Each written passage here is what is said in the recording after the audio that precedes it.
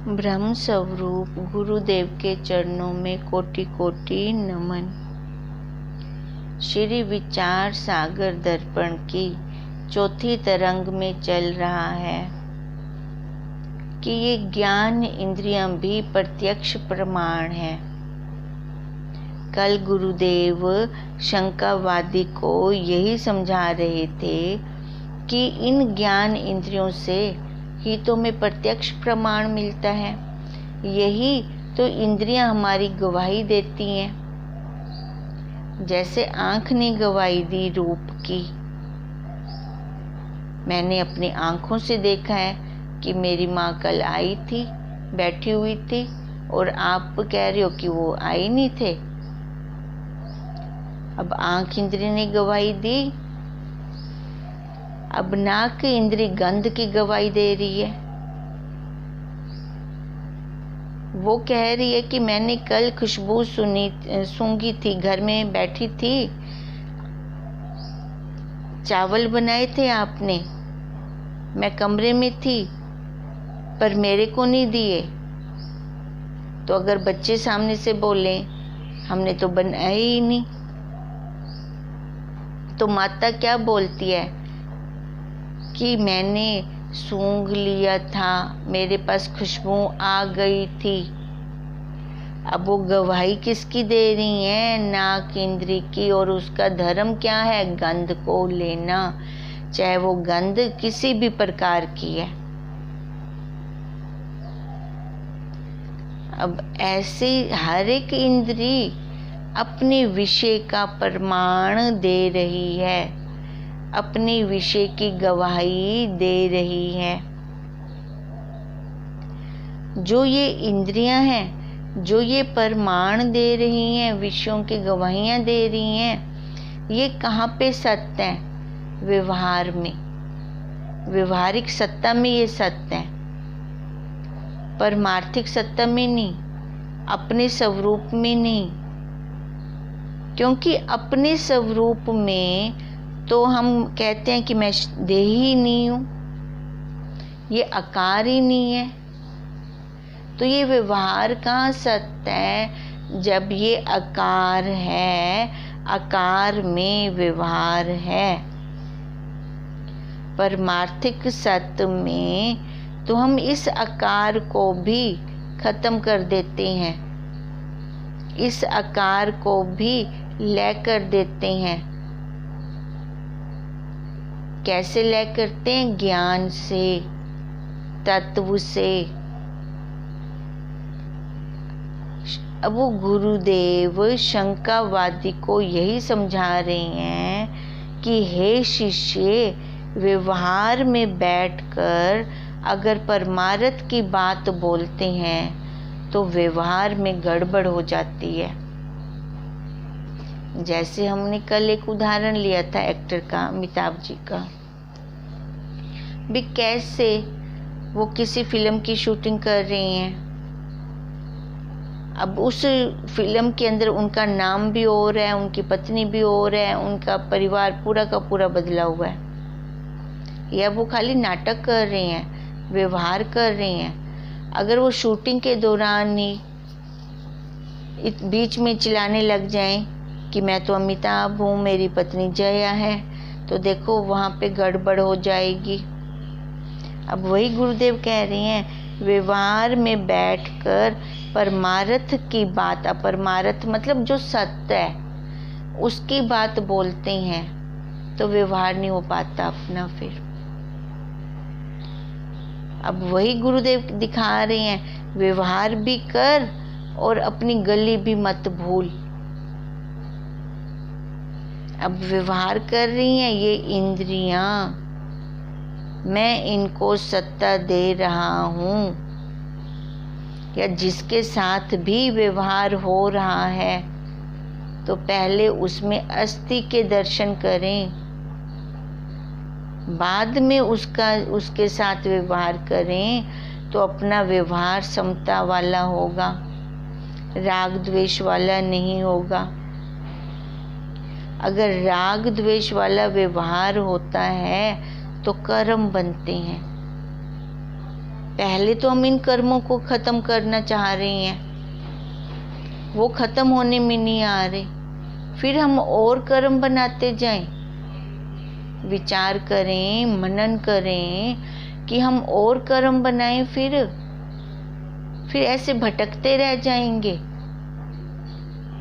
पर हम तो चाहते हैं कि ये मेरा लास्ट जन्म है, ये मेरा अंत का जन्म है। अब अंत का जन्म बनाना अपने हाथ की बात है, छोड़ना है, अपनी पकड़ को छोड़ना है। तो क्या हम अपनी पकड़ नहीं छोड़ सकते? जिनके साथ कर्मों का जितना लेन देन था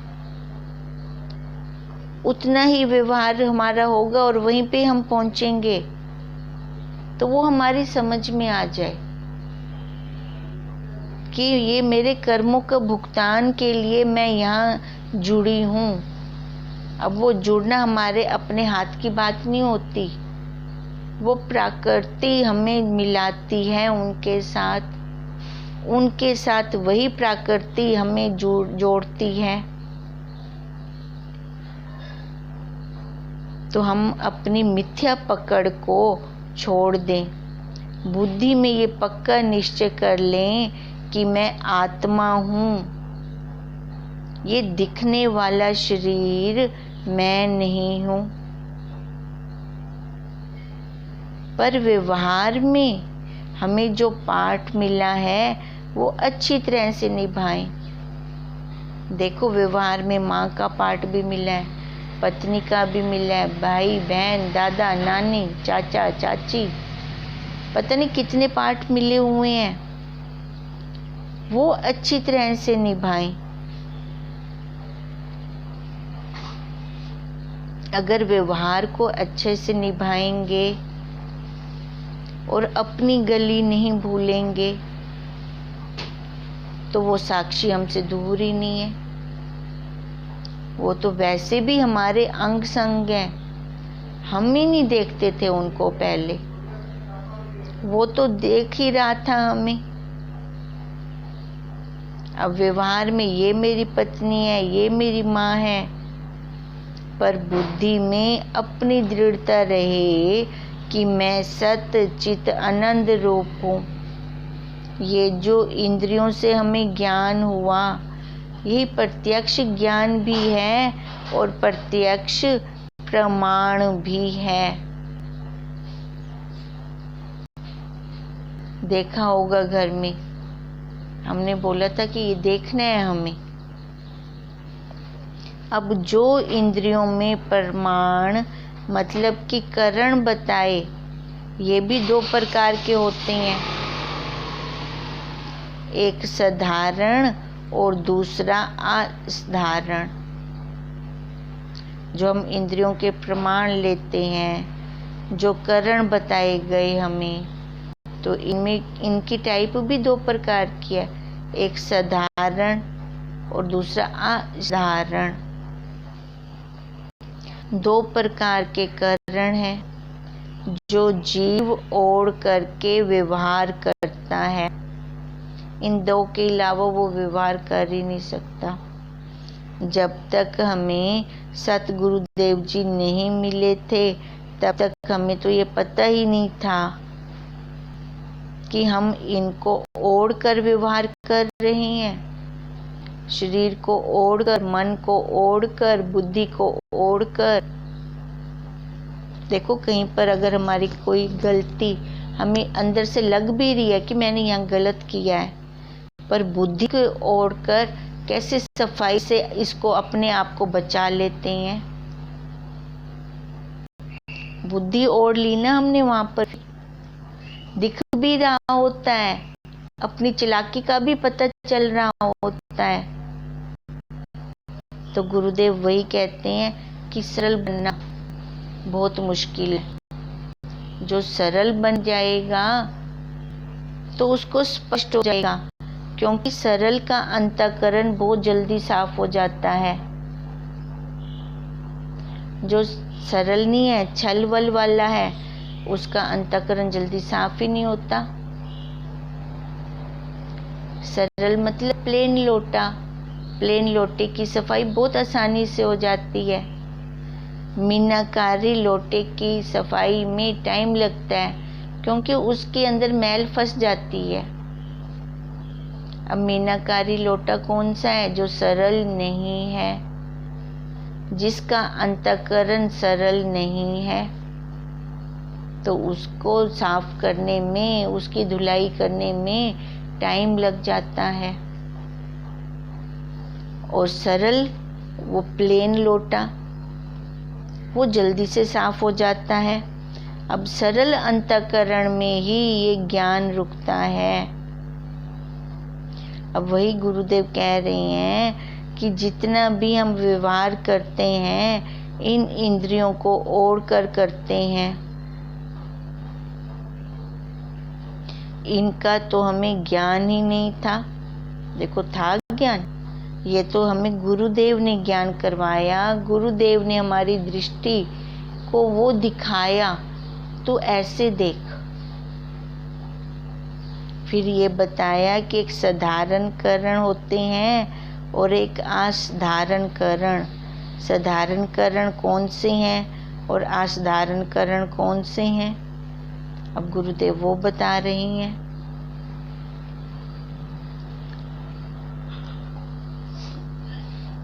पहले तो हमें ये पता हो कि साधारण किसको कहते हैं। जैसे जो सिंपल है, जिसमें कोई ज़्यादा विशेषता नहीं है, वो तो हो जाते हैं साधारण। जैसे आम सभा है, उसमें हर कोई जा सकता है, ये तो हो गया साधारण। और असाधारण का मतलब है कि जो साधारण ना हो, विशेष हो। ऐसे ही अपने पास जो यंत्र हैं 5, जो ज्ञान इंद्रियां, ये प्रमाण हैं विषयों के। अब विषय कौन से हैं? शब्द, स्पर्श, रूप, रस, गंध। इन 5 विषयों के प्रमाण हैं जो ये इंद्रियां हैं, ज्ञान इंद्रियां। ये तो हम सारे ही जानते हैं। तो ये कौन से करण हो गए? असाधारण। इनको असाधारण करण क्यों कहा?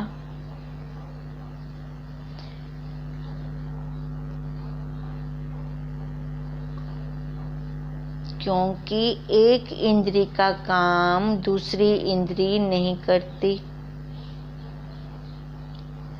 अब कान इंद्री कह दे एक दिन आंख इंद्री को कि बहन, मेरे में विकार आया हुआ है, तू आज का दिन मेरा सुनने का काम भी कर ले, तो क्या आंख इंद्री उसका काम कर सकेगी?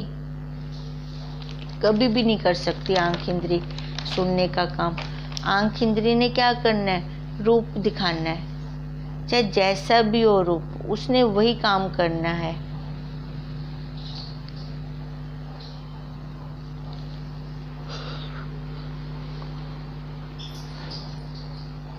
तो इसको हमने क्या कहा?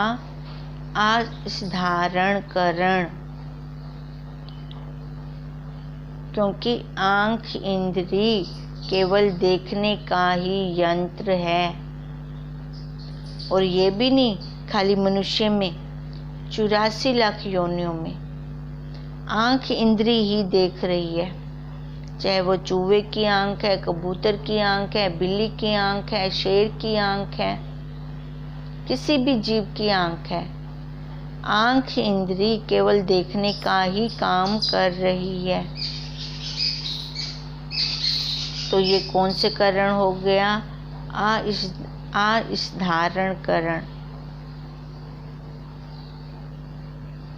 देखेगी तो केवल आंख इंद्री ही। अब जैसे बुखार चेक करने का यंत्र केवल थर्मामीटर ही है, वही केवल काम आएगा बुखार देखने के लिए। ऐसे ही केवल रूप देखने के लिए आँख यंत्र ही काम आएगा। कान शब्द का आस्धारण करण है। कान शब्द का आस्धारण करण है। नासिका गंध की आस्धारण करण है। त्वचा स्पर्श की आस्धारण करण है। जीवा रस की आस्धारण करण है। नासिका गंध की आस्धारण करण है। और मन साधारण करण है। देखो, पांचों ज्ञान इंद्रियां आस्धारण करण है, क्योंकि आँख ने देखना है तो रूप ही देखेगी।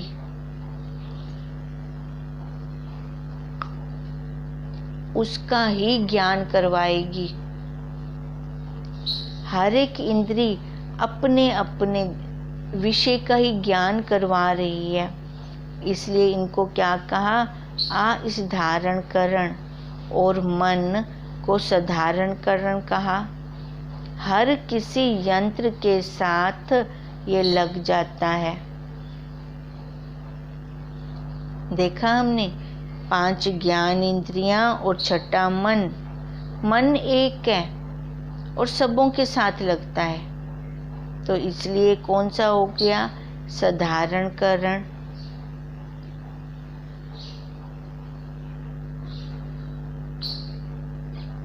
ये मन सबके साथ लगता है तभी काम बनता है। ये मन सबके साथ बैठ जाता है, तो ये साधारण हो गया। अब देखो, कई बार हमारे पास घर में सब्जी गोभी के 2 फूल पड़े हैं और हमें पता है कि ये पूरी नहीं होगी सब्जी, तो हम क्या कहते हैं? आलू बीच में डाल देते हैं, आलू गोभी बना लेते हैं, तो ये सब्जी हमारी पूरी हो जाएगी। अब आलू हर सब्जी में डल जाते हैं, तो आलू क्या हो गया? साधारणकरण। और गोभी क्या होगी? आस्धारणकरण। तो देखो, हम बाहर लेने क्या जाएं, आलू बीच में डाल दी गोभी के, तो सब्जी पूरी हो गई। ऐसे ही मन भी हर इंद्री के साथ लग जाता है। नाक इंद्री के साथ, कान के साथ, आँख इंद्री के साथ, सभी के साथ ये करण लग जाता है, तो इसको हमने साधारण करण कहा। इन करणों से हमें ज्ञान का प्रमाण मिलता है। अब ये करणों से क्या मिला?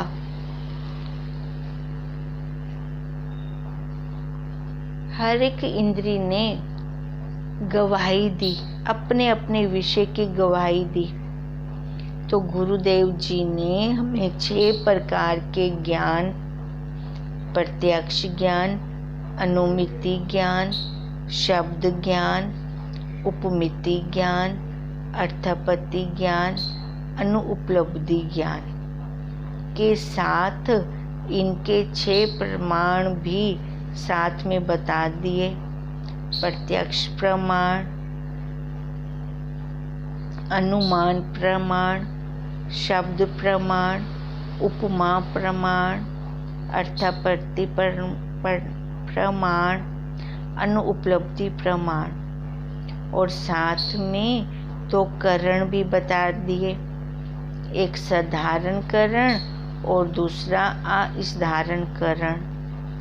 इन ज्ञान में से सबसे ज़्यादा महत्व शब्द का ही है, क्योंकि अगर शब्द गुरुदेव नहीं देते तो हम भी आज तक संसार में ही भटक रहे होते। और एक गुरुदेव ही हैं जो हमें शब्द देते हैं, अपने स्वरूप का, अपने साक्षी भाव का, जो हमें अंदर तक की सैर करवा देते हैं। फिर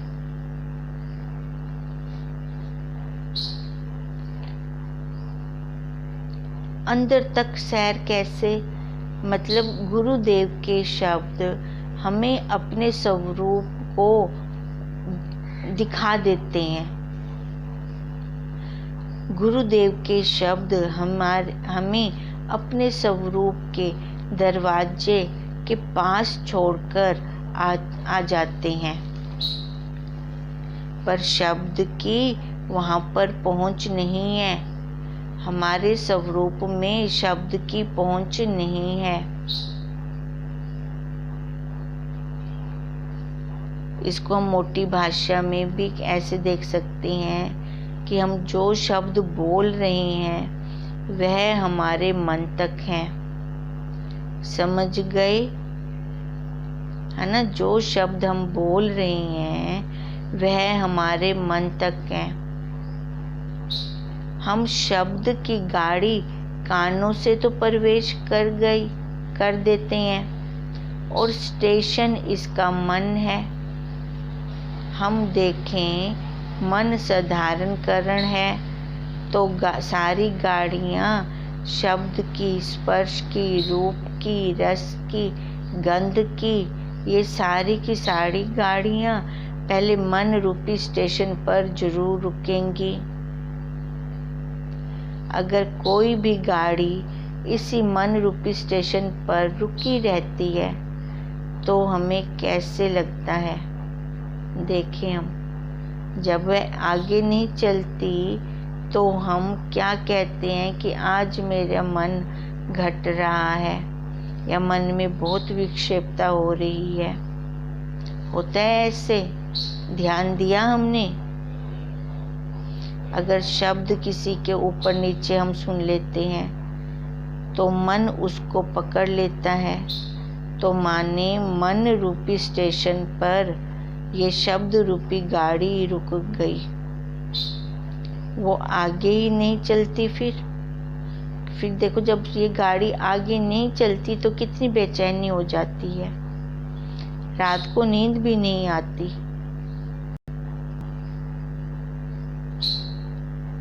क्योंकि हमने शब्द रूपी गाड़ी को आगे निकलने ही नहीं दिया,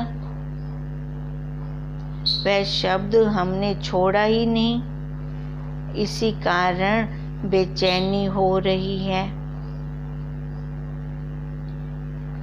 तो ऐसे ही फिर हमारा मन घुटता है। मन क्या है? साधारणकरण सबके साथ। अब सारे इंद्रियों के विषय पहले इस स्टेशन पे आके रुकते हैं, इस स्टेशन पे जुड़ते हैं, फिर जाकर ये आगे निकलते हैं। अगर ये आगे ना निकले, इसके साथ जुड़े रहें तो बेचैनी हो जाती है, दिल घटना शुरू हो जाता है। जब ये स्टेशन खाली कर देते हैं, आगे निकल जाते हैं, फिर वो शांति आती है, तृप्ति आती है। इसको हम आगे कल करते हैं, सोमवार को करेंगे। संडे को हमारा ऑफ होता है। ओम तम नमामि हरिं परम, ओम तम नमामि हरिं परम, ओम तम नमामि हरिं परम। ब्रह्म स्वरूप गुरुदेव के चरणों में कोटि कोटि नमन।